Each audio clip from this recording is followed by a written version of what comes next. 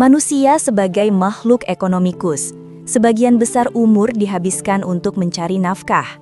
Dalam ilmu ekonomi, manusia sering disebut sebagai Homo economicus, makhluk ekonomikus. Istilah ini menunjukkan bahwa manusia cenderung membuat keputusan berdasarkan pertimbangan untung rugi, manfaat, biaya, serta usaha untuk memenuhi kebutuhan hidupnya. Dalam realitas kehidupan, manusia menghabiskan sebagian besar waktunya untuk bekerja, berusaha, atau mencari rezeki agar kebutuhan sandang, pangan, papan, pendidikan, dan kesehatan dapat terpenuhi. Aktivitas ini berlangsung sejak dewasa muda hingga usia tua, kecuali jika seseorang berhasil mencapai financial freedom lebih cepat. Mengapa manusia menghabiskan sebagian besar waktu untuk bekerja? Secara alamiah, manusia membutuhkan makanan, tempat tinggal, energi, keamanan ekonomi, kesehatan, kebutuhan sosial dan mental. Tidak seperti hewan yang mencari makan dari insting alam, bekerja, berdagang, berbisnis, menabung, dan mengelola aset. Proses ini menyita waktu dan tenaga dalam jangka panjang.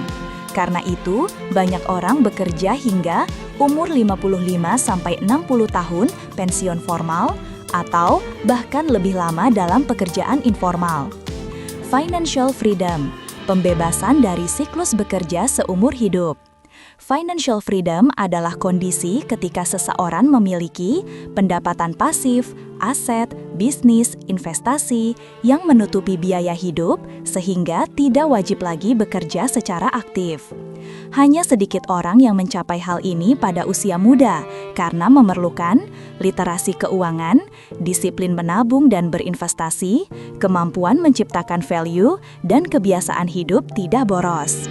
Financial freedom mengubah kehidupan manusia dari bertahan hidup ke hidup produktif dan bebas memilih. Hubungan jenis apa yang diterapkan? Jika dilihat dari perspektif biologi sosial.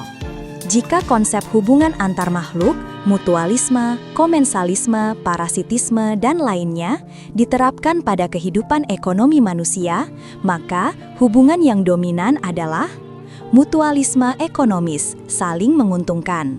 Ini adalah jenis hubungan utama dalam kehidupan manusia. Manusia bekerja, berdagang, atau menciptakan produk atau jasa yang menguntungkan orang lain dan memberikan imbalan ekonomi bagi dirinya, gaji, honor, keuntungan.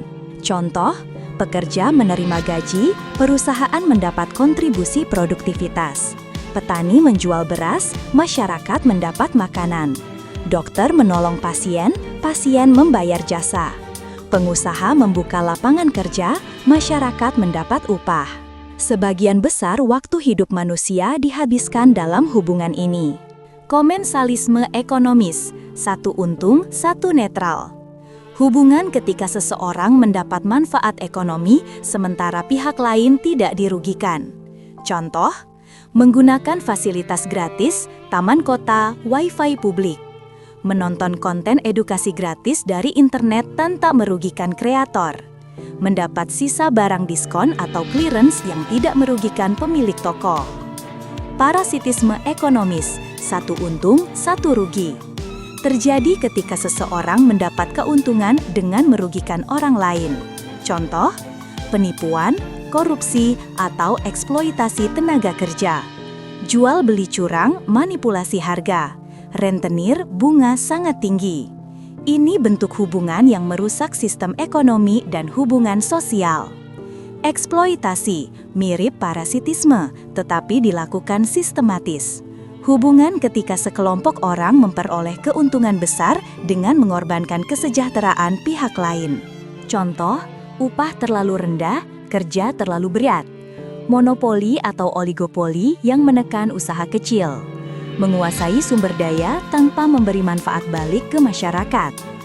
Netralisme ekonomi, tidak saling mempengaruhi.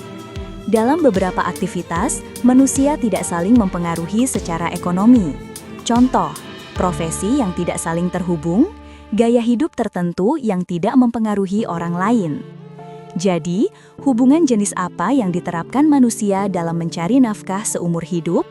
Jawaban utamanya adalah mutualisme ekonomis, karena manusia bekerja dalam sistem yang saling menguntungkan antara penyedia jasa, pembeli, pekerja, perusahaan, produsen, konsumen. Namun, dalam dinamika hidup, ada komensalisme, manfaat sepihak tanpa merugikan, ada parasitisme, penipuan, manipulasi ekonomi, ada eksploitasi, ketimpangan sistemik, dan ada netralisme, aktivitas tidak saling terkait.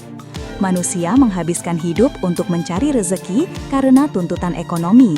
Selama proses itu, hubungan dominan yang berlaku adalah mutualisme, saling memberi manfaat dalam pertukaran nilai. Tetapi, kualitas hubungan dapat berubah sesuai moral, sistem, dan struktur masyarakat, dari mutualisme ke komensalisme atau bahkan ke parasitisme dan eksploitasi.